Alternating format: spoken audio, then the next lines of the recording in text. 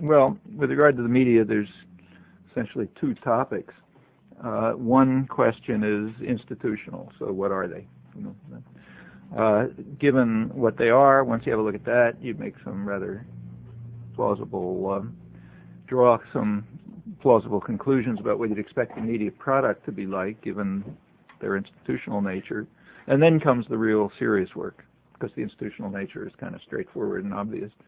And the serious work is to try to see to what extent the plausible conclusions from the institutional nature are actually verified or falsified, in which case you change your picture of what you think their nature is.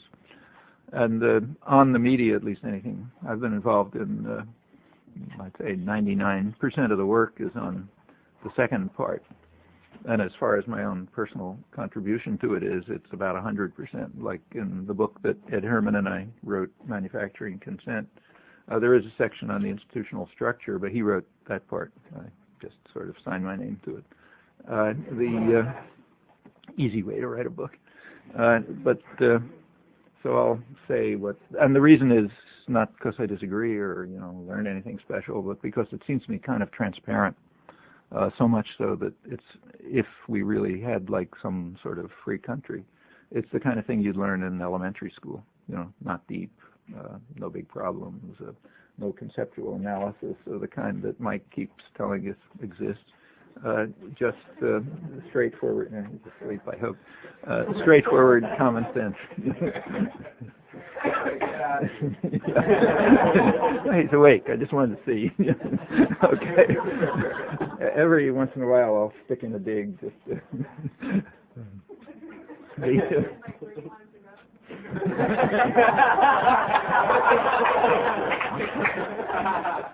I'll hear about that by email later. So, what are the media? Either they're the major media. I don't mean Z Magazine. Either they're state media, which in the United States is very marginal. In other countries is more significant. And that's an interesting story in itself, which perhaps you know, or if you don't, you ought to know. There was a big battle back in the 1920s and 30s about about radio, which way it should go, and the interesting story there, which Bob McChesney in particular has written very well about, so I go back into that if you're interested. Anyhow, the United States is kind of off the spectrum of the industrial countries, most of the world in fact, in that it's never really had public media. To the extent that they've existed, they've been extremely marginal. And that reflects another fact about the United States. It's by comparative standards, a very free and open society, so you know more about government activities in the United States than any country I know of. It's much easier to get archival information and so on. On the other hand, it's much more business run than any other industrial society, and that has effects. And that's always been true, back to the revolution. So it's been a business run, free society, and that has consequences for the media. One consequence is no public media, except really marginal. Another is that the media are essentially big corporations. That's particularly true of the ones that sort of set the framework within which the others operate. And there's only a few of those. There's only a few media centers that provide the general framework of things. Actually, I learned how far this goes some years back when some friend at MIT this is long before internet access, was working on trying to set up a company that would market AP reports, Associated Press reports. So he was running some experimental program at MIT where he had the AP comes out on a ticker, and it's pouring out all the time. And he had a way of feeding it into electronically, and he offered me a chance to have it. So for a couple of years I was following the AP reports regularly. It was quite interesting, actually. AP or the other wire services are about as close to raw news as you can get. The news is coming from stringers all around the world, most of them non-professionals, hence no particular axe to grind, and just describing what's in front of their eyes, which plenty of reporters do very well. And you could see the filtering, as you go from the raw news to what comes out on the front page. and I used to write about it. I've stopped because I don't have time, but it's quite an interesting transition. If somebody wants to do a research now it's a lot easier to do because it's all automated, but if you want to see the way it works, it's quite interesting. Anyhow, the raw news comes through. It's picked up for the most part by just a small number of centers, and the others just do what they're told. So in fact, it's so extreme that this is in the 80s, probably still the same. At around 4 o'clock in the afternoon, this flood of news would stop every day, and there would be a notice that said, "Notice to editors." And it said, "The New York Times tomorrow will have the following stories on the front page." And it lists the stories Times is going to have. And what that essentially tells an editor in the Midwest or someplace is that's tomorrow's news. So for the quarter of a page that you devote to non-local affairs, this is what your story is, and just take that. And then they either get it from the New York Times News Service or the Washington Post News Service or maybe AP, or AP has its own lead story, so you pick up that one. And that's essentially what's done in most of the country. You're just occasionally an editor will be more ambitious, but usually they'll just pick up whatever passes through that filter. Same is true of everything else, like say books. A local library in say Omaha or someplace. The librarian doesn't have the resources or time or anything to find out what books to buy. So what they do is read the New York Times weekly book review, and that essentially tells the librarian, here's the books. Again, it's a filtering service, and they're very aware. I'm sure they're aware of it. I mean, they know that they are deciding what happens all over the country. If they don't want a book to be known, they won't review it. Or else if they know it's going to be heard of and they want to smash it, they'll smash it. If they want people to buy it and have it around, they'll assign it to a sympathetic reviewer. I mean, that's the way the thing works. And the same is true of news. Now, sometimes you see kind of striking consequences of this. So sometimes it's just amazing. So it almost makes you want to believe in the conspiracy theories we're always told we shouldn't be believing in by Me Too. So, for example, during you remember back around 1984, I guess it was, there was a kind of a popular rebellion in the Philippines, and the Marcos regime was overthrown by popular action, and Cory Aquino got in. It was sort of somewhat of a mild democratic revolution. The U.S. was supporting Marcos totally. He was, the man George Bush had just gone down there to tell him how much we love him and he's such a wonderful Democrat and so on. The U.S. was giving full support to Marcos, who was a typical brutal, murderous gangster and robber and so on. But there came a point in the course of the demonstrations at which the army turned against him. And at that point it was clear he couldn't hang on. And there was a particular day, I think it was February 22nd or whatever, there was a ton of news coming through from the Philippines, so I was watching it just to see what would happen. And right in the middle of all of this, you're getting this constant flood of news about what's happening on the streets. A notice came in, again, notice to editors, saying, from this point on, all Associated Press stories will be about U.S. support for Aquino.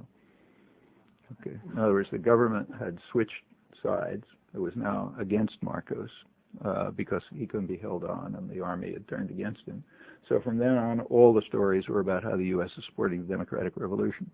And any editor understands that. That's the way it goes on that. Sometimes there are interesting cases where it doesn't work. And those are striking too. So, for example, take a more recent case in the September or October 1994. You recall there had been, this is about Haiti. There had been 3 years of really brutal terror in Haiti. I was actually down there during the peak of it, and it was pretty bad.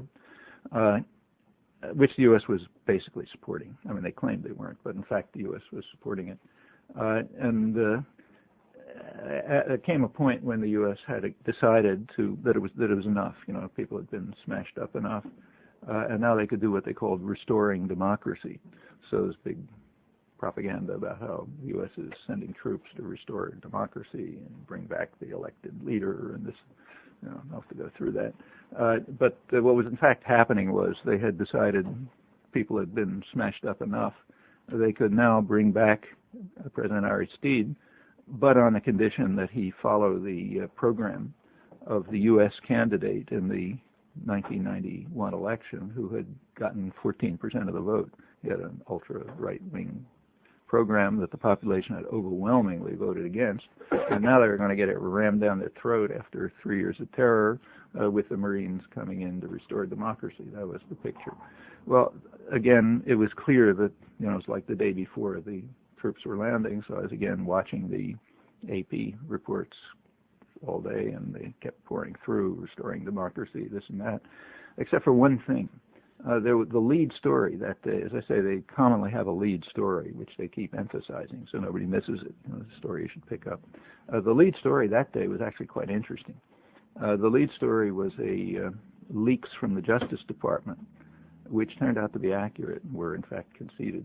The leaks from the Justice Department said that it had been discovered that the Bush administration and the Clinton administration had authorized illegal shipments of oil from the Texaco Corporation to the military junta and the wealthy leadership, which means that the embargo had been a total fraud. I mean, it was sort of clear anyway, but here you had it, direct information that Clinton and Bush had simply authorized the oil companies to keep sending oil despite the presidential directive not to. Well, oil's right at the heart of any embargo. You don't stop oil, you haven't stopped anything. And you could see in Haiti that the rich families were building oil farms. So oil was coming in. You could just see it. At the same time, the CIA was testifying before Congress that all the oil had been stopped and the embargo was really working and so on. So here's a really interesting story. Well, the next day, troops landed. The whole thing happened. Mike, if he's still awake, was twisting my arms for an article. So I wrote an article on Haiti and on the whole story. And this was the story. What I wrote would come out in about 6 weeks, so I kind of wrote it in past tense. And no matter how cynical you get, you never are cynical enough, it turned out. I assumed that 6 weeks from now this story would be known, so I referred to it in past tense, you know, and described the rough details without saying too much. Then what happened was interesting. The troops landed on Monday. On Tuesday, there was nothing in the newspapers. The story was on Sunday, so every newspaper should have had their headline the next morning should be U.S. violates embargo, whole story, total fraud. You know, no restoring democracy, no nothing. It was just supporting the military junta and the terror, and then moving in when you figured they had enough. And that's the AP story in effect. Well, not a word on Monday. On Tuesday, not a word. By then, I had a friend who does database searches mobilized for me, Dave Peterson, the source for all of us non-techies for getting database searches done. So he started checking the media around the country. On Tuesday, there was one report. It was in a professional petroleum industry journal. They reported. On Wednesday, there was a small article in the Wall Street Journal, back pages, which had the story. By then, there were a couple of stories appearing in places like Akron, Ohio, or, you know, Las Vegas, and they just scattered around the country, places where editors were not sophisticated enough to understand that although this is the lead story from AP, this is one you suppress, you know, because it's too inconsistent with the main story that you're supposed to tell about magnificent restoration of democracy, you know, Clinton doctrine in action and so on. It never made it to the New York Times or the Washington Post. I mean, I stopped looking after a couple of months, but never made it. A couple of weeks later, about 6 or 7 weeks later, the Miami Herald, which tends to cover Caribbean and Latin American affairs somewhat more heavily, they had not a bad story, which included of their own, which there's some really good Latin American reporters there. So they had a story which included this buried in it somewhere, but it's out of history. Like you don't read it in history books. It's out of the reviews and so on. And that was the lead story on AP, one you can't miss. Like every news station gets it right on top. That's maybe unusual. But, this is the kind of thing you see going on if you actually monitor what the media does. If you just look at the output, you can reconstruct the same picture. But it's kind of more dramatic if you see input and output. And they're kind of aware of it. So I remember once I was, I'll get back to the major media. Remember, you're supposed to be interrupting me. Otherwise, I can just ramble on indefinitely. Take a look at the secondary media, the non-major media, like not the New York Times and the Washington Post and CBS News. I was once invited, first and last time, to give a talk at the Midwest Professional Association of Journalists, whatever they call themselves. There are 3 or 4 around the country. And they were having a panel on ethics in media. So I was asked by somebody to come talk, and I wrote back saying, I don't think you want me to talk. I don't think there are any ethical problems in the media except telling the truth, no other ethical. But what they wanted me to talk about is, if you're a journalist and you happen to be interviewing someone and you notice a letter on the desk and you read over his shoulder what it is, should you be able to report it? Big things like that. And they told me that, in fact. And I said, look, I have nothing to say about those topics, but I think I have a lot to say about the question of whether the media tell the truth. If you want me to talk about that, I'll talk about it, but nothing else. So they said, oh, sure, we're courageous journalists. We want to hear about all this stuff. And they invited me, and I gave a talk, which polled most of the people. Just, this kind of talk. The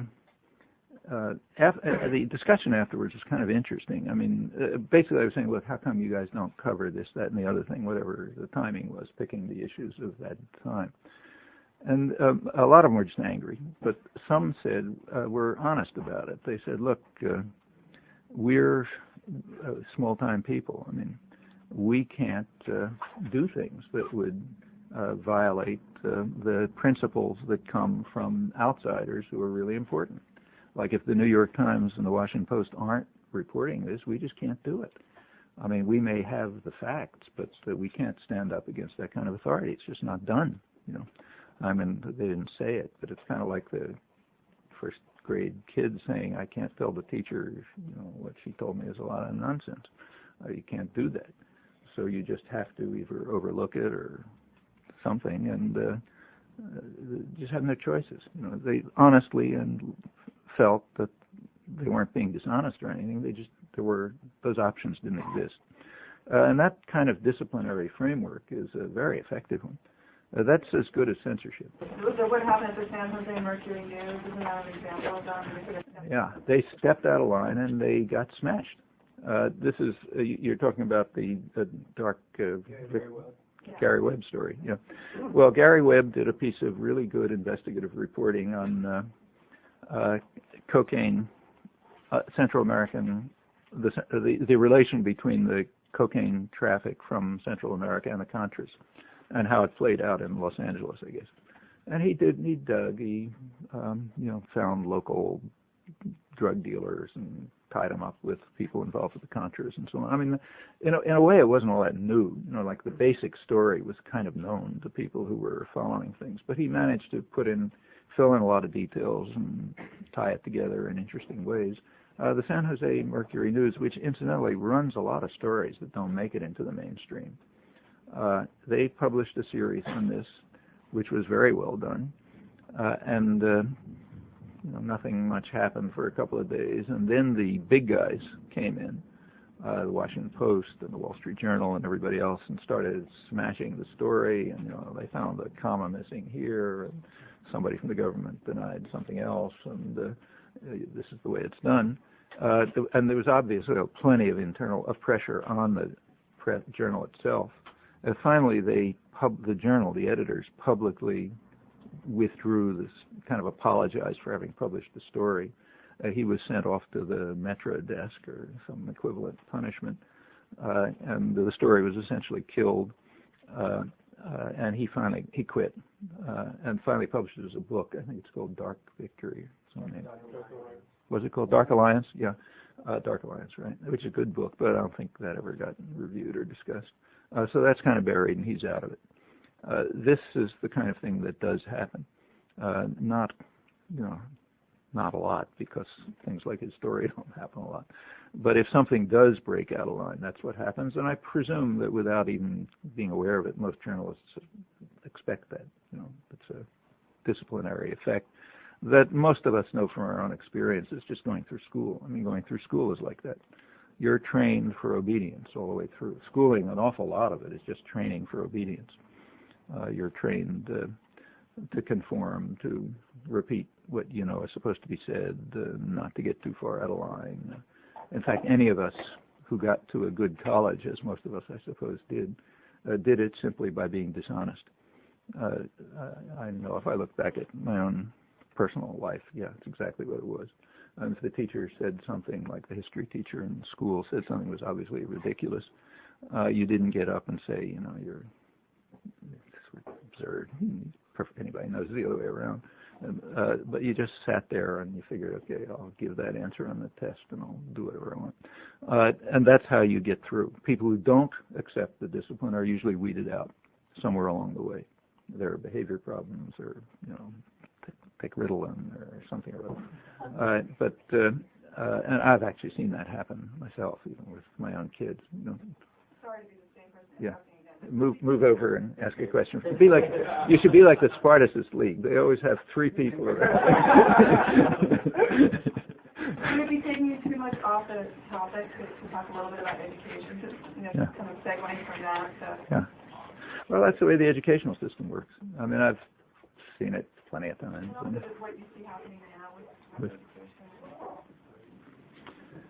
Well, what's happening now with education is, in a way, what's been going on since the 60s. The 60s really revitalized the society. I mean, they changed it a lot. It had a big civilizing effect. It freed people up. I mean, all kind of new thinking in all domains. It just had a tremendous effect. And it's just a completely different country, and a much better country. And for that reason, it was detested, immediately after the 60s, right away. There was a major effort, a lot of it quite public, to reverse, to get rid of this rot, to undermine what happened, and a lot of it was discussed. If you haven't done so yet, I would urge people to read a very important book. I'll get back to education, which comes up there, called "The Crisis of Democracy." It's a quite important book. It was not intended to be read, and that makes it useful to read. It was intended as a kind of an internal document of the Trilateral Commission. The Trilateral Commission had just been formed by David Rockefeller in 1973 or so. It's trilateral because it was Europe, Japan, and the United States, and it brought together sort of liberal internationalist segments of the ruling classes. You get a picture of it by the fact that the Carter administration was totally drawn from its ranks, including Carter and all of his top advisors. So that was the general character of the Trilateral Commission, kind of on the liberal side of the spectrum and internationalist, as David Rockefeller himself is. Their first major publication was called The Crisis of Democracy. The Crisis of Democracy was about the 60s. The 60s had brought about, they said, a crisis of democracy in all of the trilateral areas, Europe, Japan, and the United States. The crisis was that people were actually becoming involved in the political arena. People who are supposed to be passive and obedient and quiet, nice people, were organizing and pressing their own interests and demands. And this, what they said, was happening all over. I mean, women, youth, farmers, all kind of people are just supposed to shut up and do what they're told. We're trying to become involved in things. And that caused what they called a crisis of governability. It was what they called excessive democracy. And they even said what the right kind of democracy is. As I say, they were talking to each other, so they didn't really expect anybody to read it. Actually, side comment. As soon as I read it, I immediately bought up lots and lots of copies, started sending them around, put them on MIT reading lists and so on. And I noticed, maybe there's no cause and effect. Anyway, it went out of print very quickly. And it came back years later I think he can now get it, but it clearly wasn't intended to be read. The U.S. the spokesman, the guy from the U.S. rapporteur, the guy who gave the position paper for the United States, is a Harvard professor of government, a guy named Samuel Huntington, is rather famous.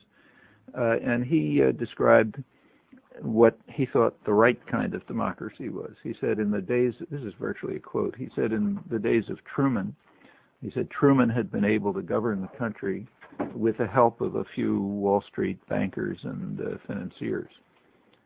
And that was the good old days. There was no crisis of democracy then. But you were getting this crisis of governability in the 60s with lots of people trying to go where they don't belong, into the public arena. And then the question is, well, what do we do about this? You know, you've got to suppress it. And part of it had to do with education. So they said that the educational institutions, what they called, that's not my words, what they called the institutions for the indoctrination of the young, like the churches and the schools and the universities, just aren't doing their job. Students are too rambunctious and thinking too much, and children aren't obeying orders and so on. So we got to make sure that the institutions that are responsible for the indoctrination of the young really do indoctrinate the young. And from that point on, you can see, I mean, it's not that this started it off. This is one of a whole pile of things, like the establishment of these right-wing think tanks all over the place that have essentially taken control of public debate and shifted it way far to the right, and lots of other things. Actually, financial liberalization is part of this, what we call globalization, which is mostly financial liberalization, was understood, which was introduced then, has the effect of eliminating the possibility of decision-making on the part of national governments. So it undermines the crisis of democracy this way. From many points of view, the same thing were happening, but part of it was the schools. And in the early 80s, the Reagan administration published a book with a lot of fanfare called, what was it called? Remember the title of that book? A Nation in Danger or some such thing. Nation at Risk. Nation at Risk, yeah. Which was total fraud, I mean, beginning to end. And it was completely discredited right away by people in education who all the data were wrong and this, that, and the other thing. But it didn't matter. It was saying what people wanted to hear, so what elites wanted to hear, so it became truth. And the nation is at risk because people are uneducated, are falling behind the Japanese or whatever it may be. And we therefore have to go back to old-fashioned disciplinary training, make sure that people, the kids, learn rote learning, memorize facts, follow orders, don't think too much, none of this business. And it's moving on right along to the present. We're in Massachusetts and probably other states. The educational system is now geared around passing idiotic tests. So I have a kid and grandchild in fourth grade who's spending all their time. It's like memorizing. It's studying for SATs. You memorize the answers to the questions that are going to be asked on the fourth grade test. And the teachers are compelled to do that. If they don't do it, they're going to lose their jobs because they get monitored to see how well the kids do on that fourth grade test. And if one teacher, the kids don't do that well because maybe they're writing interesting papers on some topic that they pursue instead of memorizing meaningless names, the teacher will have her salary cut or be fired. And that's starting to happen. So you're getting the natural effects. Teachers are cheating. They're figuring out ways of. Their lives are at stake. They have to. So you get the usual test-style effect. You learn pointless, stupid things, which you're going to forget 2 minutes later. But you learn, the main thing you learn is discipline. You learn discipline, authority, and not to think for yourself. And there's a fourth grade one, an eighth grade one, and so on. About the crisis of democracy, could you talk a bit about how you think the MAI was defeated? Well, the interesting thing about all of these efforts, there's been a huge effort over the past, 30 years to try to roll back the 60s, and it hasn't happened. I mean, it just keeps growing. The same whatever was going on in the 60s, which if you look back was pretty small. It was not that widespread. There were a lot of things going on in society, like all over the place, but the visible activism was pretty narrowly focused. It was, first of all, it was mostly young people and mostly students.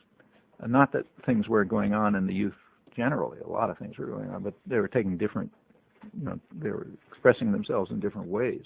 But the direct political activism was mostly students and not in that many universities, and it was mostly the late 60s, so 68, 69, around then, for a couple of years.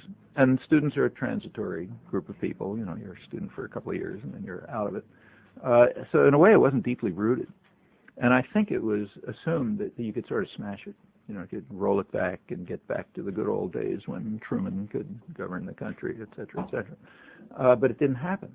The major movements that really had a large-scale effect are actually from the 70s, not from the 60s.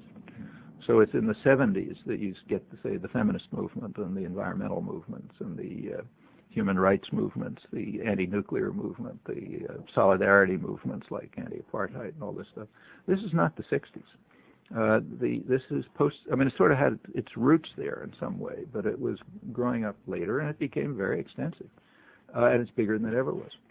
So and it's now to the point where they understand very well that they have to keep things secret because the ferment is so close to the surface, that if anything comes out, it won't work, and that's what happened with the MAI. The MAI was, what this is multilateral agreement on investments.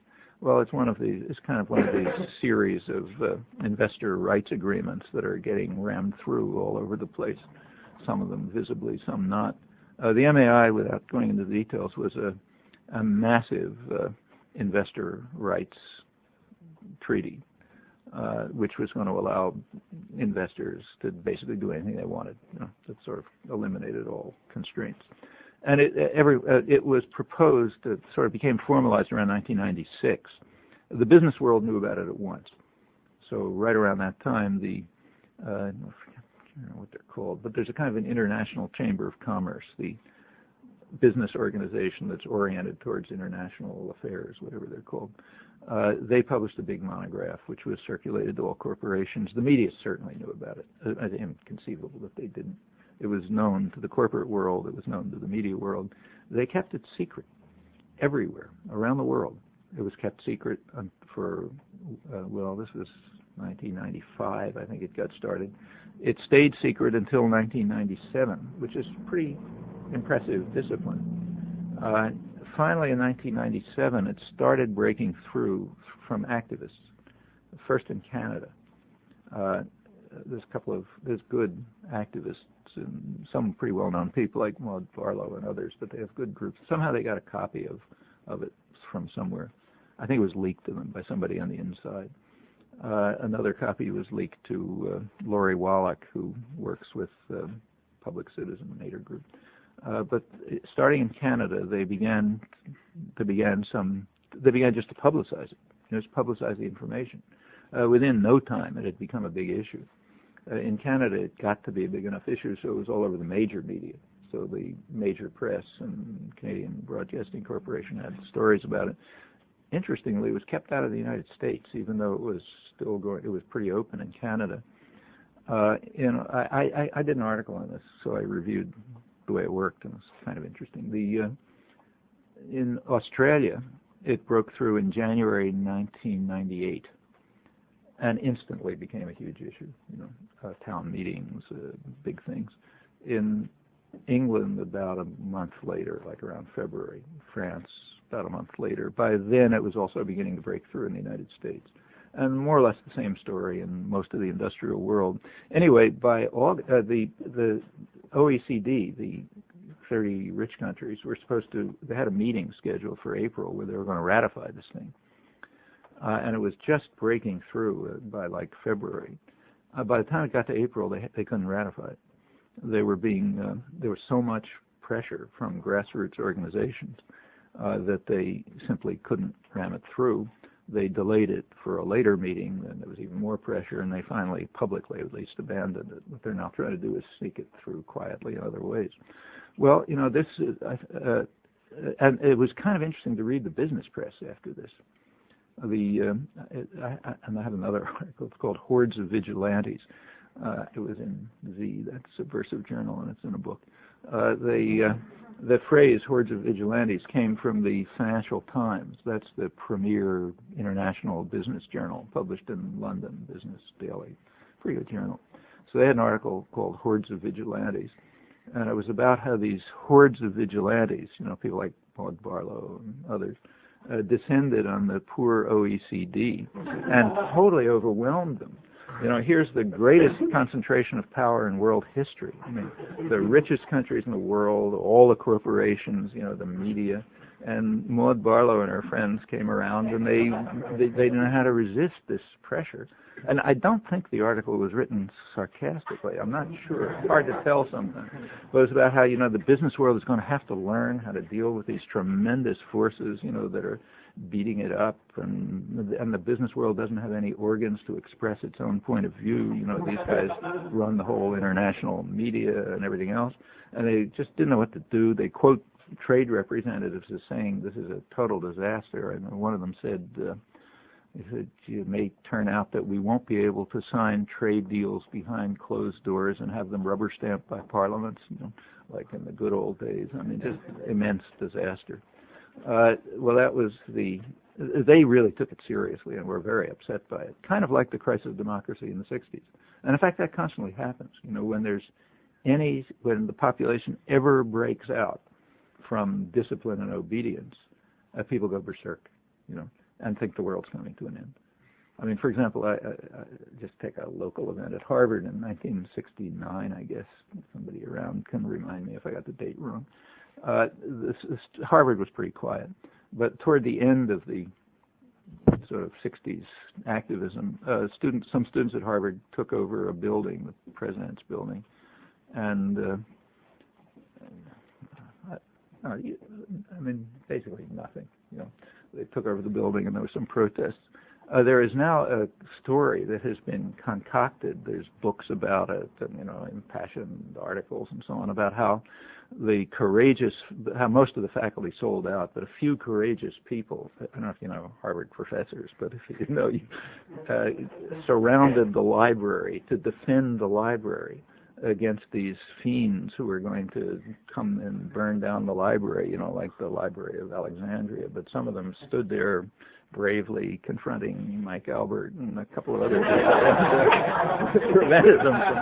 prevented them from burning down Widener Library as they were all planning to do. And this is told with great passion and conviction, as if we were really fighting the good fight and so on. I mean, the point I'm making is any tiny break from obedience is regarded as a complete disaster.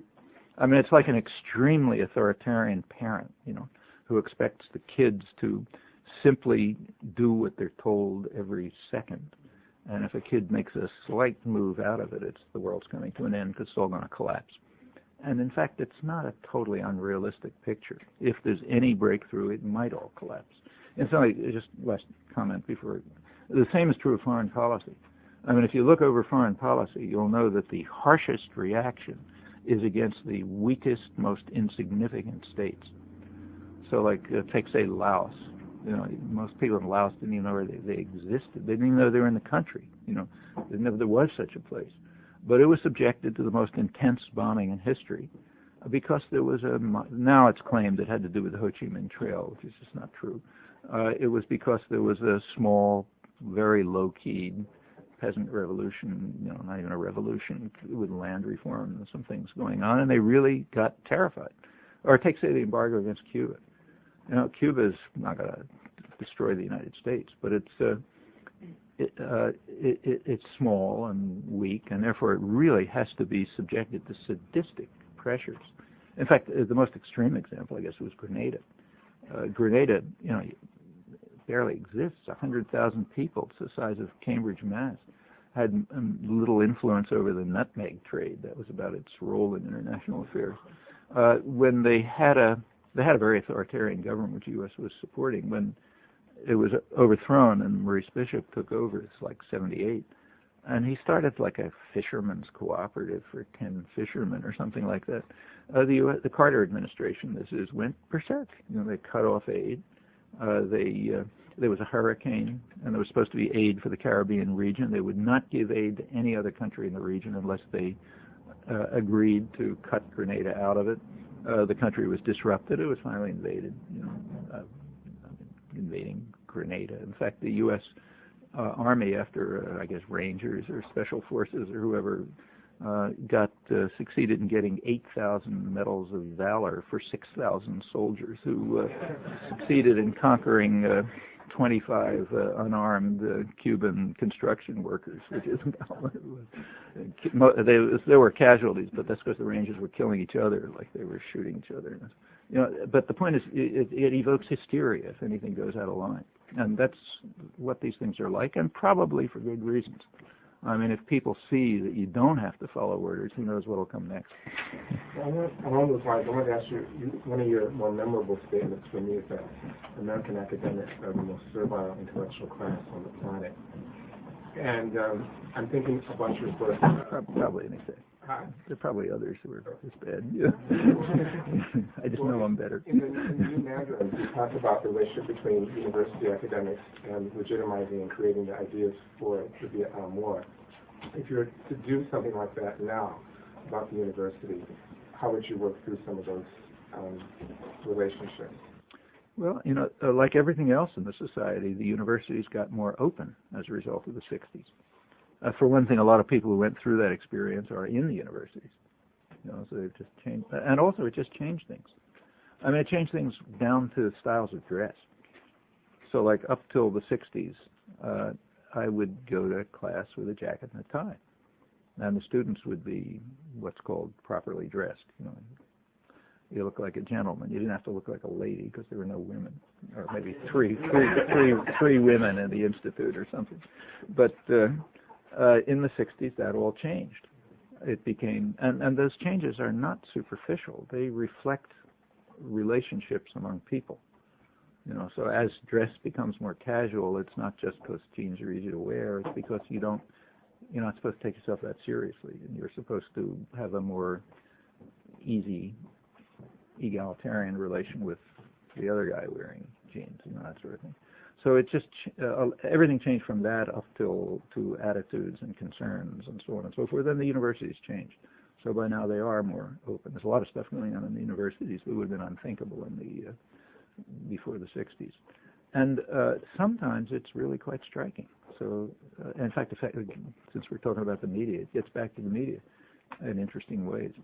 So, for example, when the United States is carrying out some atrocity somewhere in the world, whatever it may be, the media have a thing called objectivity. If you become a journalist, you go to journalism school, you're taught objectivity. Objectivity, it's not put this way, but what it means is you're not supposed to express your own opinion. You're kind of above that. What you do is go to somebody who has your opinion, who's an expert, designated as an expert, and get that person to say it, and then you write it down, and now you're objective. So there's a category of experts who are called upon by the media to express the party line whenever anything goes on.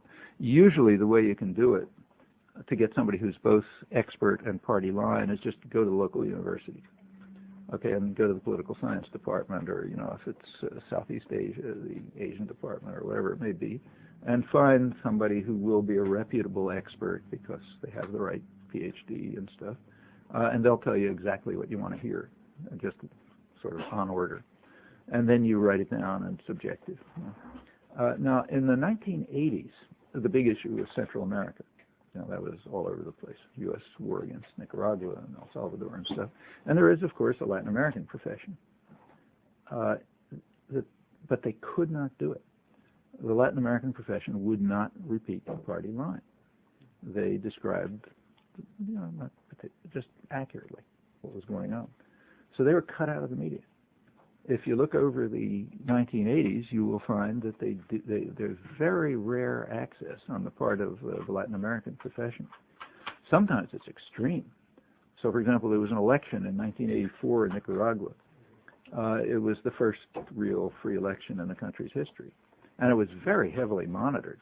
I was from all over the place. I mean, the British Parliamentary Human Rights Group, Irish Parliamentary Delegation, Dutch, very hostile Dutch delegation, all over.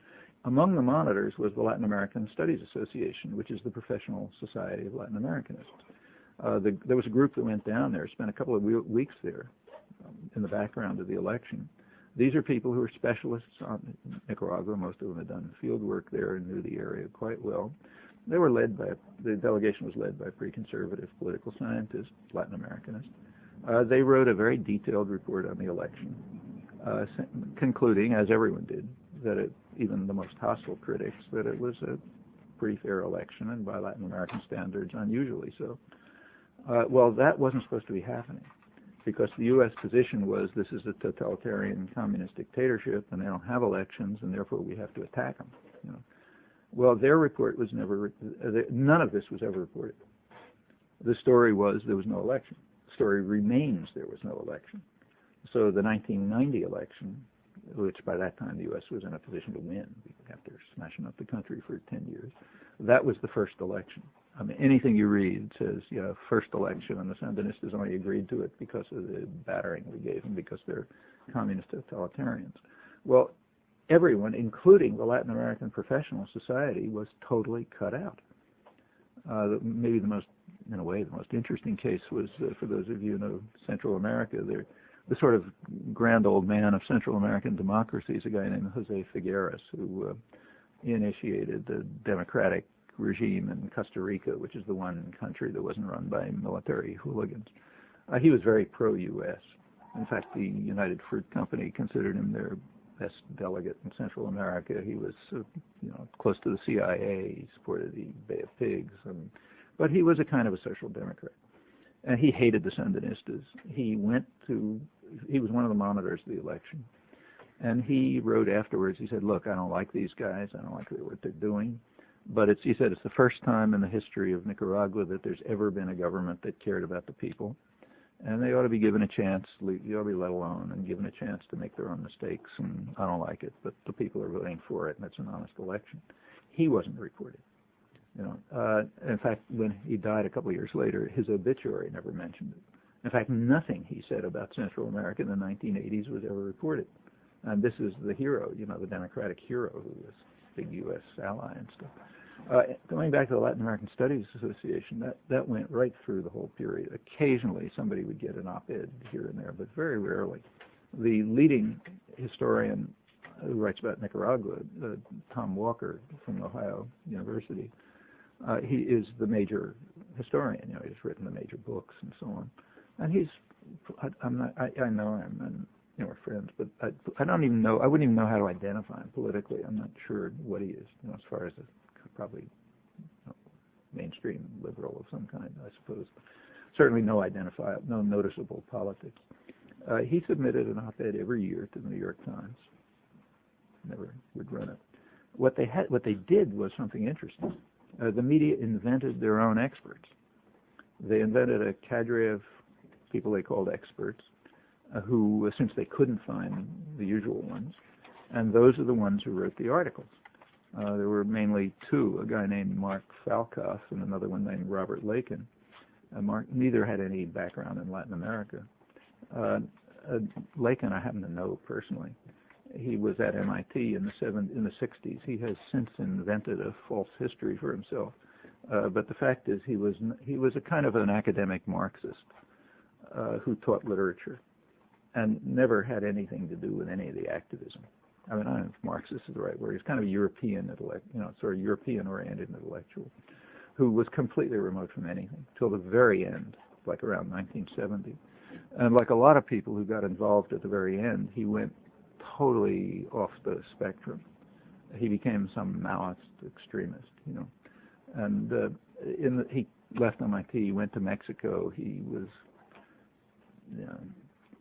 he was writing back letters about how he was living with the guerrillas and this, that, and the other thing, and none of it was true. But people like me and others would send him some money to help him get out of trouble.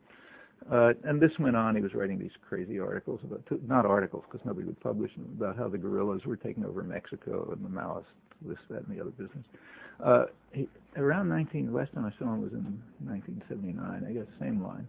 Then he disappeared for a couple of months. He came back as a senior fellow of the Carnegie Foundation for Endowment for International Peace, jacket and a tie, he knew Spanish, smart guy. He realized that his Maoist line was virtually the same as Reaganism. Because the two, basically, except for terminology, the two agreed. So he would write articles about how the sturdy peasants are rising up against the hegemonists. For any of you who read Maoist cults, that means the peasants are rising up against the Russians. The hegemonists means the Russians.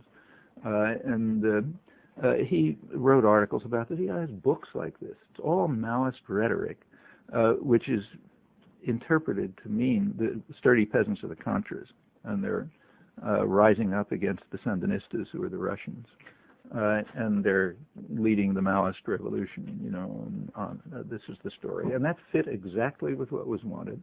He became the writer for the New York Review of Books. He's the guy who was quoted for the Washington Post. I mean, after a couple of years, he learned to tone down the obvious Maoist rhetoric, which was kind of like a joke, if you know that literature. And then it just became straight apologetics for the U.S. war. He's quoted all over the place and so on. He had never written an article on Latin America, but he became the expert. That's not a criticism. You don't have to have a degree in the subject to find out what's going on. Anybody can find out. But the Latin American Studies Association had to be cut off. They couldn't write the articles because they were just saying the wrong thing. Well, that's a reflection of some of the things that went on in the universities. Now, I don't say that that's typical. It's, in fact, extremely unusual. I don't know why Latin American studies stands out among the professions in this respect. I don't know why that's true. But there's something like that in many of the professions. So there's kind of a tinge of it in many places, which there certainly wasn't years ago. Right at the end of the 60s and early 70s, most of the professional societies started younger people, an occasional older person, but mostly younger people started setting up counter organizations, like the Committee of Concerned Asian Scholars and others, because their own professional organizations were so reactionary. And to some extent, that seeped its way into the professions to a limited extent. There has, as I said, been a major effort to eliminate it, but it has not succeeded. It hasn't succeeded among the public, and it hasn't succeeded at the universities. There's a lot of resistance to it. It's very resilient, what happened in the 60s and afterwards.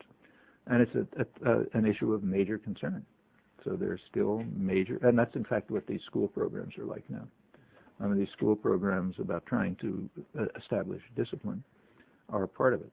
In fact, a bigger part of it, which is right in the background, is a fairly transparent effort to eliminate the whole public school system, to eliminate it through privatization. And that's taking a lot of forms. Vouchers, charter schools, defunding the system. If you want to privatize a system, like when Thatcher wants to privatize the railroads or whatever it may be, there's a particular technique for doing it. You make the system run so badly that people get upset about it, and then they don't resist very much when it's handed over as a gift to some private corporation. That's essentially the technique. So if you can make the schools function badly enough, partly by just defunding, partly by propaganda, like nation at risk type propaganda. So parents really feel, and the community feels, look, these things aren't functioning. If you enough combination of that, you cut back the resistance to the slow efforts to privatize. And in some way, the big investment firms are well aware of this. A couple of years ago, I got Elaine Bernard, who some of you know, sent me a copy of a Lehman Brothers brochure that they were sending out to, their prime investors or something. And the content of it was, well, we've taken over the health system, we're taking over the prison system, we're taking this, that, and the other thing. We still haven't got the schools. So the next big target is get the schools, privatize them. And then, first, for one thing, when you privatize them, you can make them what's called efficient. And you can do it. I'm no manager, but I know how to make the schools efficient. Fire all the union workers, like the janitors and the teachers and everybody else, and get low-paid workers who have no benefits because they have no union to protect them. That already makes it more efficient. Cut back services, like don't offer any special education or special things for kids that need this and that. Gear the educational system to the upper middle class kids who are going to learn no matter what you do because their parents are going to make them learn at home. And forget about the rest, or send them off to what amounts to, if they're lucky, vocational school. If they're not lucky, the streets or the prisons. And the system simply gets more efficient by the usual measures. So you can do that. And meanwhile, you can pour propaganda at them. In fact, straight outright advertising, like now they've got advertising in first grade. And that turns them into the main way to discipline people. This has been known for centuries, but it became intensive in this last century. The main technique of disciplining people, the one that works best, is to turn them into psychotic consumers. I mean, if people's complete conception of the world, of themselves, is I amass goods for myself, period. That's me, nothing else exists. Then they're trapped. And that is very conscious, I should say. You read the advertising industry, PR industry literature, they're very frank about it. You have to impose a philosophy of futility, and get people to focus on the superficial things of life, like fashionable consumption. You get that done, they're trapped. And that's and eliminating the public school system has many important aspects, the same as eliminating Social Security and others. I mean, the public school system is based on a principle that is strongly opposed by elite sectors in general, and for good reasons. It's based on the principle of solidarity. So the public school system is based on the principle that you care whether some other kid who you don't know gets an education, right? And that's an extremely bad idea. You want to knock that kind of idea out of people's heads. They're supposed to consider only themselves and their own, and only insignificant things for themselves, like how many shoes you have or something like that, and be trapped into that. And any concern for other people, any sympathy, any solidarity, any feeling of working together, that has to be driven out of people's heads. And that means the public school system simply has to go. I mean, the main thrust of the attack on Social Security, I think, is the same. I mean, there's a lot of fakery about it, trust fund going broke, and it's all fakery. But there is something that is not fake. The Social Security system really is based on solidarity. It's based on the idea that every disabled person, every widow,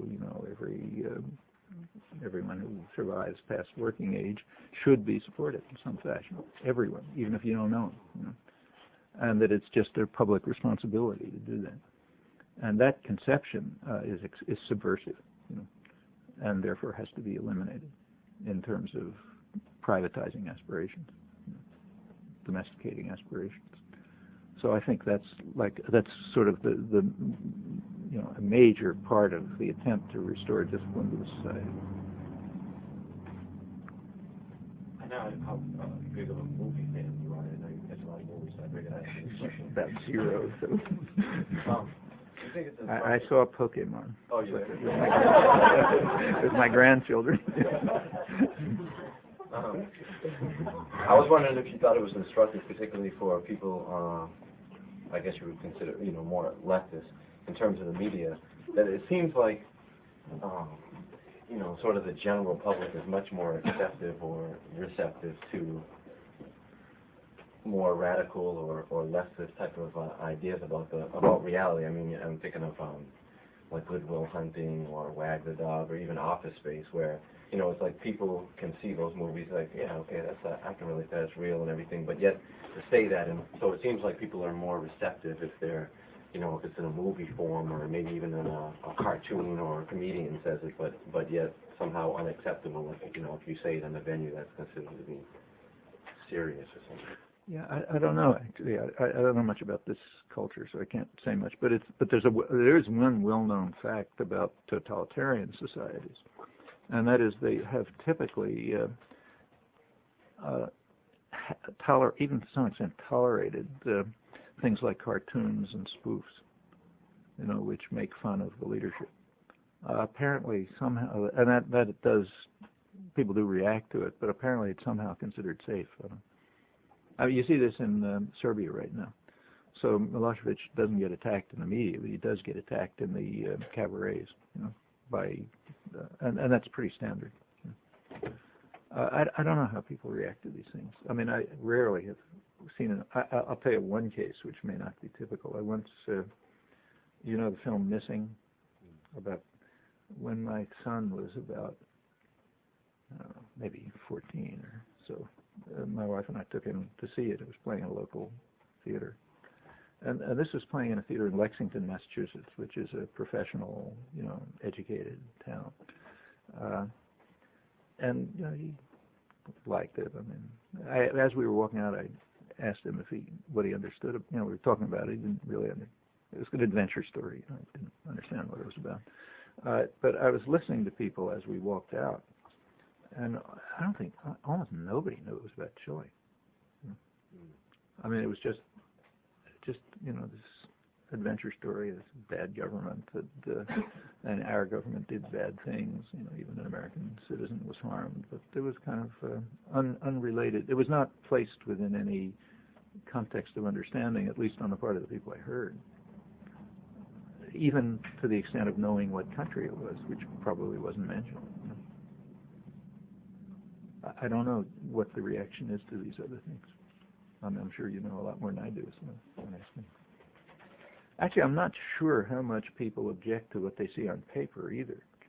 Remember, a lot of the reactions to what is seen on paper are coming from educated intellectuals, and they certainly don't like it. But for them, it's kind of like a professional obligation almost not to like it.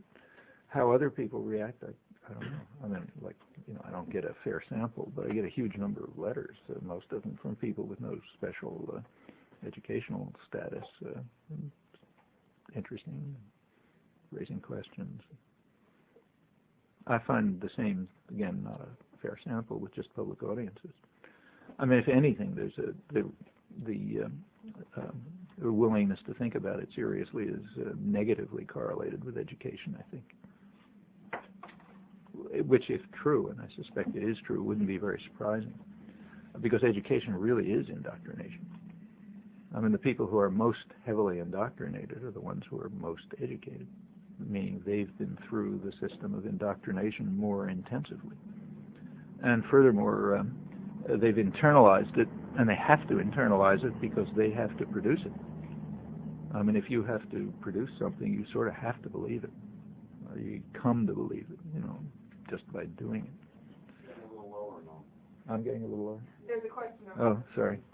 What do you see as far as America's involvement with Indonesia in the next couple of years?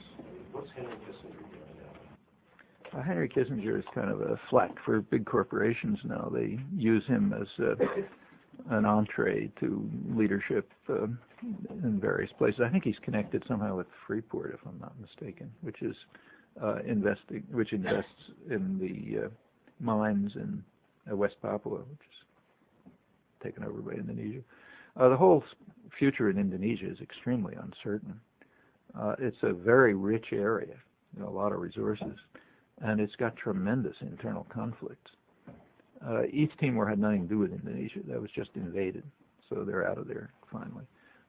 But the parts of what is called Indonesia, there are very bitter conflicts going on. In the there's a resistance movement in West Papua, what they call Irian Jaya. That's marginally Indonesia. I mean, it is ethnically distinct.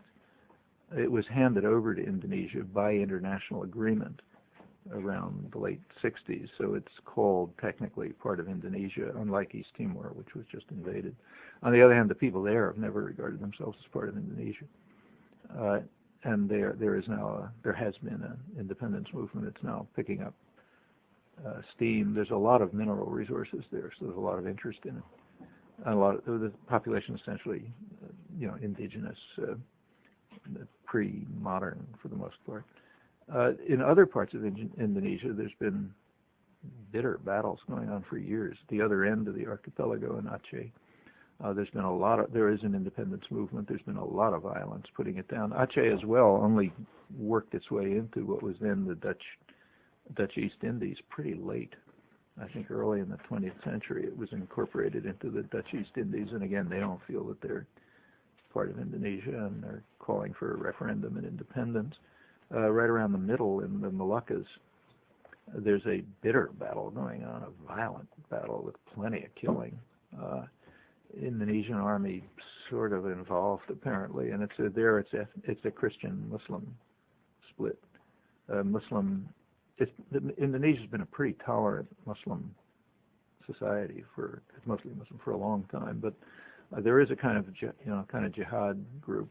Some of them apparently come from Afghanistan or had experience there, and are now apparently leading a rather violent anti-Christian movement, and they're met, with comparable elements on the other side, and that's breaking up. And the same in many places. It's not very clear what will happen there. The U.S. is now returning. For a couple of months, the U.S. withheld, at least theoretically, we'll find out 10 years from now what actually happened, but in theory, the U.S. did withhold direct arms shipments and military training for several months. The last known military exercise jointly with Indonesian forces was through August 1999, ended on August 25th, a couple days before the referendum and the huge violence. And since then, as far as anyone has been made public, there haven't been any more military exercises. Theoretically, again, arms shipments stopped around that time, around mid-September, but they're now being renewed, and the military contacts are being renewed. And whatever is happening in detail, you can be pretty sure that the U.S. is going to try very hard to maintain control over whatever goes on there. Indonesia is just too important to allow to go its own way. Actually, I don't know how much you know about the history, but this goes way back. Like in 1958, the U.S. carried out the largest clandestine operation in post-war history up to the Nicaragua War, to try to split up Indonesia. This was kind of kept, it isn't even released in the official archives. They have not released the official archives, which usually release documents after 30 years or so, 35 years. They skipped over this. They've gone past that period, but they concealed the documents, which were most of it was brought out by the leading Indonesia scholar in the United States, George Cahan and Audrey Cahan, also an Indonesia scholar. George just died, but he was the founder of Southeast Asian Studies, major historian. And he and Audrey is either his wife or his daughter, I'm not sure, but some relation. They just wrote a book, a very interesting book, a couple of years ago called Subversion as Foreign Policy, which is largely about the effort to break up Indonesia in 1958, which was taken extremely seriously. They were afraid that Indonesia was becoming too independent and also too democratic, incidentally. It was allowing a party of the left to take part in elections, a peasant-based party of the left, and it was doing pretty well and looked like it was going to do even better, and that couldn't be tolerated. So there was an attempt to break it up, and that led ultimately to the military coup that took place a couple of years later. I also noticed, too, that in the East Timor conflict, there seemed to be an awful lot of similarities between that and certain techniques in the Phoenix Project. Yeah, that was pointed out. That was actually pointed out explicitly by some of the Australian specialists. David Jenkins, who's I think the Asia editor of one of the major Australian journals, is an old Asia hand and pretty conservative, pointed out that the Indonesian commando forces that were going into East Timor in early 1999, fresh from U.S. training, incidentally, which was illegal. That's why I think we have to be cautious about what's been happening in the last couple of months, because there was secret illegal training going on right through 1999. including the Capasas commandos, these special forces commandos.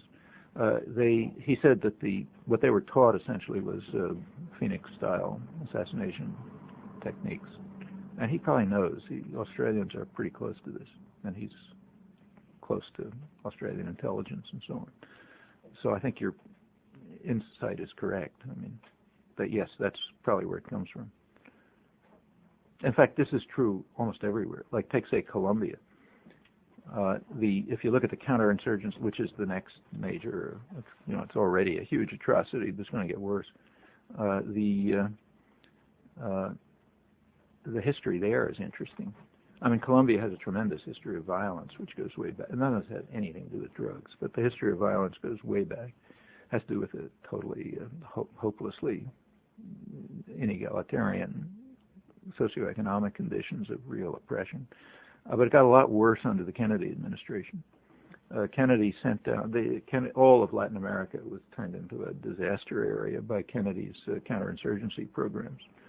And in Colombia, there was a special forces mission sent down there in 1962, headed by a special forces General Yarborough. And they advised the Colombian military, not only advised them, but trained them and armed them. But the advice was to carry out what they called paramilitary terror. So to organize paramilitaries and to carry out terror operations using primarily paramilitaries against what were called known communist proponents. And that's just about anybody, who doesn't say the right thing. And that's when it really got bad, with not only the advice, but the training and so on that went behind it. And by now, the paramilitaries are responsible for roughly 80% of the atrocities, which are increasing. And American arms are increasing, which is typical. As the atrocities increase, the U.S. arms flow increases. But it's mostly paramilitary, and paramilitary terror of a kind that traces right back to the Kennedy administration proposals for the hemisphere and for Indonesia. So yeah, the parallels are quite real. When you're developing your analysis of foreign policy, what are the things you look for that guide you in understanding it? Well, I think no matter who you're looking at, if you want to study the foreign policy of any state, the first thing to look at is the distribution of power internal to that state. Like, who makes the decisions inside the society? Who decides what's produced, what's distributed, what appears in the media, who sets the parameters within which the guidelines within which the government functions.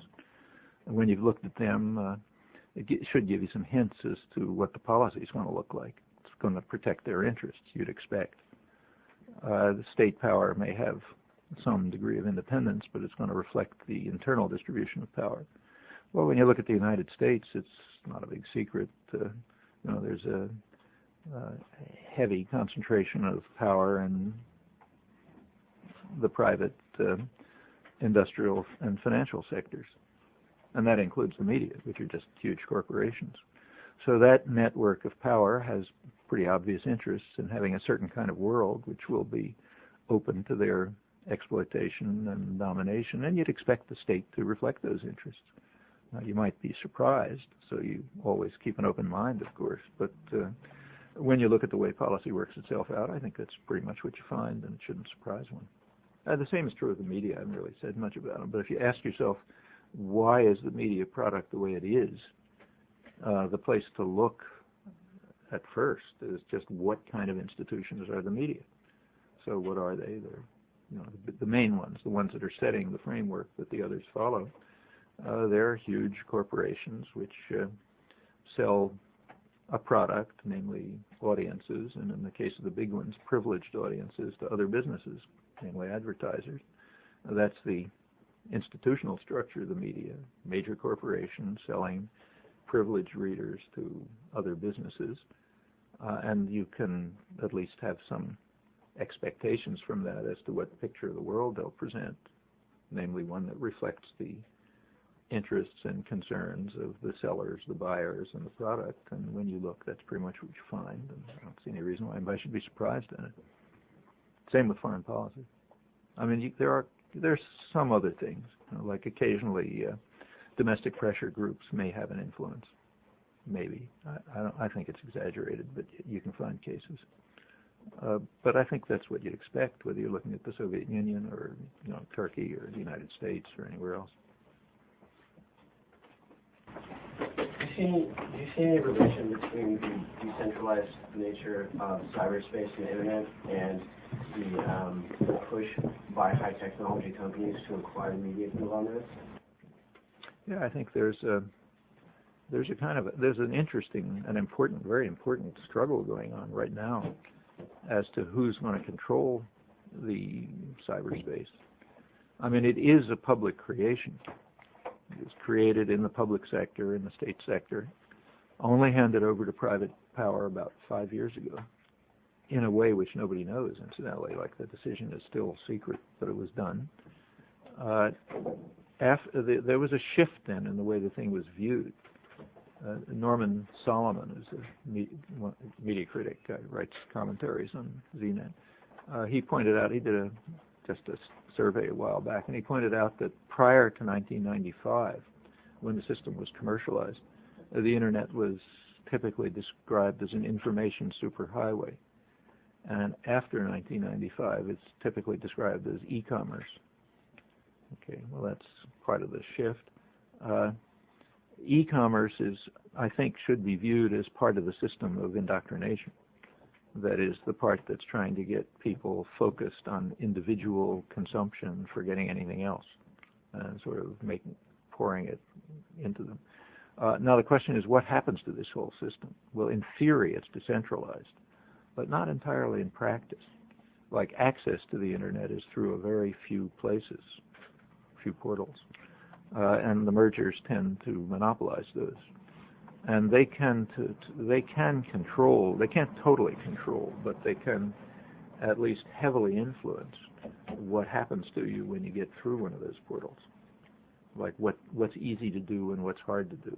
Where are you drawn automatically and where do you have to work like a maniac to find out what you want. And there's just no doubt that they're trying to design that in such a way that it'll take people where they want to go. They want them to go. And that means that people who want to find out, say, about the MAI or whatever it may be, are going to find it harder to do, unless they resist. Unless this public creation is, in fact, protected by the public, whose government gave it away. So it seems to me that's a terrain of struggle, really. I mean, the corporate power and the government surely do not want people to use the Internet to undermine the MAI, which is how the organizing was done, or to organize for Seattle, or to circulate subversive views over ZNet or whatever. They don't want that. What they want is for people to purchase, subordinate themselves to private power. That's what they want. And the question is, can they succeed in controlling the technologies as to get them to do it? I wanted to know, how do you feel about the situation in Peru and our MIT student, our political prisoners overseas, like Lori Berenson, and what we could do to help her, and how much involvement the U.S. government has with the Peruvian government, and really, why is it that we really can't get her out, according to your... Well, I don't think there's much doubt that the U.S. government could get her out if they wanted to. I mean, she's a political prisoner, happened to be a student at MIT, who's been in a Peruvian prison for quite a few years now. She's a very courageous woman. She's in a horrible prison somewhere up on a mountain, high mountain, somewhere in isolation. And she has been offered better terms, allowed if she'll accommodate it. But she's refused. She insists on suffering with the prisoners who are in the hardest circumstances. And it's pretty brutal from anything that's dribbled through. There have been efforts to put demonstrations and protests and meetings and the usual thing. They have not reached enough of a scale to get Washington to intervene. But if it wanted to, it would get her out. If an American prisoner is held somewhere, they can get him out anywhere. If they have to, they can send the Delta Force or something. But they don't have to. They just say they want her out. And they haven't done it. Why? Well, right now I think Washington has a kind of an ambivalent relationship to Fujimori. They don't like the fact that he overturned the trappings of democracy, because it's important to have countries look like formal democracies. That's part of the legitimation of the whole, foreign policy enterprise and the whole globalization enterprise. Part of it is to make it happen, what's called globalization, integration within the corporate-run system, to make it look as if it's happening through democratically elected governments. That's much better than to make it look as though it's happening through fascist dictatorships, because then it becomes too transparent. So they're much in favor of having formal democracies which have very little, don't rock the boat. And Fujimori just upset that by essentially stealing the election. So I think the U.S. would be pretty happy if he, agreed to another election, or stepped down, or got assassinated, or something like that. But they don't want the government to change very much, because remember, this is part of the whole Andean region, where the U.S. is probably planning major military operations. The Andean region is important. It's got plenty of resources. It's got a lot of confrontation, and their guerrilla activities, which are quite serious. Peasants are they've had imposed on them neoliberal programs which have been extremely destructive right through the Andean region. That's one of the things that's driven them to drug production. So a lot of the drug production is a consequence of the economic programs that have been forced on them. There are protests all over the place. The ones that are most prominent are the ones in Colombia, where a large part of the country has been taken over by peasant-based guerrillas. But they're happening everywhere. In Bolivia, for example, a couple of weeks ago, they had to impose martial law on the whole country because of peasant protests, mostly in one city, Cochabamba, where under IMF World Bank orders, the government had privatized the water company, which had at once raised rates. The World Bank instructions are that you have to pay user fees, so everything has to be no public subsidies. So like water doesn't get provided to poor people unless you have to pay for it at cost. So that meant raising the rates right away, and that led to several months of protest, reaching a point where the government had to declare martial law of the whole country. There were also protests elsewhere over the destruction of coca plants, which are the only way for the peasant to survive after they have subsidized U.S. imports, wiping out the agricultural system. And this is happening all over the region. And it's a very important region. There's a lot of oil and other resources, and the U.S. is setting up air bases all over the place. It could be an area of major confrontation, and Peru's right in the middle of it. So they're not going to let Peru get out of control. On the other hand, the relationship to this current government is sort of ambivalent, because they're not making it look good. There was essentially a autogolpe, as they call it, self-coup. As for Laurie Berenson, I think the only way to proceed is just to try to intensify the protest, so it can't be made to look invisible. And, this is in a way a pretty easy issue.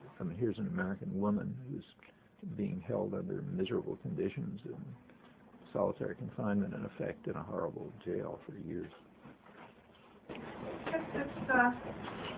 This is from a Gene Studies, Beware the Violence Initiative Project in B Magazine. I don't know if you read it. It says, the static and reductionist thinking emblematic of genetic explanations for behavior leads out, among other things, the way in which interactions between things synergistically create complex environments which feed back into and reshape the very items that have caused them, transforming the entire relationship. And I was just going to ask, how pervasive do you think leaving out this kind of thinking is in society? Depends where you look. So let's just take basic biology. forgetting society. I mean, any serious biologist will tell you that if they ever get to figuring out what the genome means, which is a long way away, it's going to still tell you very little about what an organism is. I mean, even it's just overt physical characteristics. Because how you go from genes to an organism, which is assumed probably correctly to be close to deterministic. I mean, there may be some non-deterministic elements, but mainly deterministic. This is just unknown. I mean, some things are known about how a chicken embryo gets to be a chicken, but it turns out to be extremely complex. The same gene is doing different things at different times, and genes are splitting up, and parts of them are doing one protein, another one another protein. There's maybe apparently way fewer genes in the human organism than was assumed, maybe 40,000 or so. But somehow they're creating around 1 million proteins. That's what genes basically do, is create proteins. And this process called epigenesis, how you go from a genetic endowment to a organism, is essentially unknown. And now we're talking about things like arms and legs, and, eyes and stuff like this. When you get to traits, I mean, it's out of sight. Look, there's no doubt in my mind, at least, that most of everything about us, including how we behave and how we interact with one another, and is based in our genes. It just has to be. Otherwise, we'd be kind of acting randomly all the time. If we act systematically in any fashion, it's because it's coming out of our innate endowment. But having said that, we're essentially at sea. I mean, just to illustrate how little is known, one of the main experimental organisms is a thing called a nematode. This is a tiny little worm which has, I think, 800 cells and I think 300 neurons. And the wiring diagram for the neurons, like how they're interconnected and everything, that's completely known. It's been known for years. The thing has a 3-day gestation period. Everything that happens during that is known. The genome has been decoded a long time ago. In fact, you know about everything you could know about, except why it does what it does. So like there's a big research project at MIT that's been going, interdisciplinary research project involving the systems engineering and the biology department and so on. They've been working on this for years, trying to see if you can figure out from the information about the genetic structure of the nematode, which is all there, you have to wait, how you can figure out why the organism, turns left or whatever a nematode does. And apparently that's an extremely hard problem, so hard that some people working on it think that it may be unsolvable, which has a technical meaning in mathematics, that there may be no sort of algorithm that determines it. And we're talking about a tiny organism. When you get to things as complicated as an insect, it's almost impossible. When you get to humans, you're just in outer space. So yeah, there's I'm just at the level of basic biology. These questions are mostly unstatable almost. When you think about, we have to deal with, human beings. We are human beings. We care about other human beings and how they behave and what they feel and so on and so forth. And you got to make huge leaps because you have to deal with the situation. You can't base it on science because science doesn't tell you enough. And as soon as you do, you have to think what you call synergistically. You must. There's just too many complicated interactions. But to look for genetic elements makes a good deal of sense. And if you can find them, great. Anything you can learn about people is fine. On that note, is that okay if we Yeah.